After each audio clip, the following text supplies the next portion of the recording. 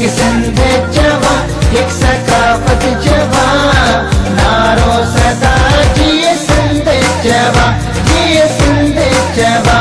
नाज़रीन अवामी न्यूज़ में खबरें सिलसिलो जारी है। इन वक्त के सूबे दिरो मां खबर ॾींदा हलूं त तालका प्रेस क्लब सूबे दिरो अवामी न्यूज़ सिंध तो में सा असांजो तालीम साहे चा असांजो जे सॾ सिंधी अदबी संगत युत आप सूबे दिरो शेरी इत्ताद जिस्कम शेरिन सकावती ॾियारो शानदार तरीक़े सां मल्हायो। सकावती प्रोग्राम में मौलाना असदुल्ला खोड़ो मेहमान ख़ास हुआ। उन मौके ते शेरी इत्ताद प्रोफेसर रोशन कास्केली, सिंधी अदबी संगत जे उस्ताद लालन चन्ना, जिस्कम जे हाकिम मंगी करम सामेटियो। अलग अलग रैलियूं कढी प्रेस क्लब सूबे पहुता। उन मौके ते आयल मेहमानन के प्रेस क्लब सोबोदरो पारां सिंधी टोपी ऐं अजरक पाराया विया। उन मौके ते अॻवान चयो त सकावती ॾींहुं असां लाइ ईद खां बि वॾो ॾींहुं आहे। सिंध जी सकावत हज़ारी साल पुरानी है। सिंध जा माण्हू पंहिंजे सकावत सां बेपनाह मोहब्बत कनि था। मज़ीद खबरों और तफसीलात के लिए विजिट करें हमारी वेबसाइट www.awamiNewsHD.com।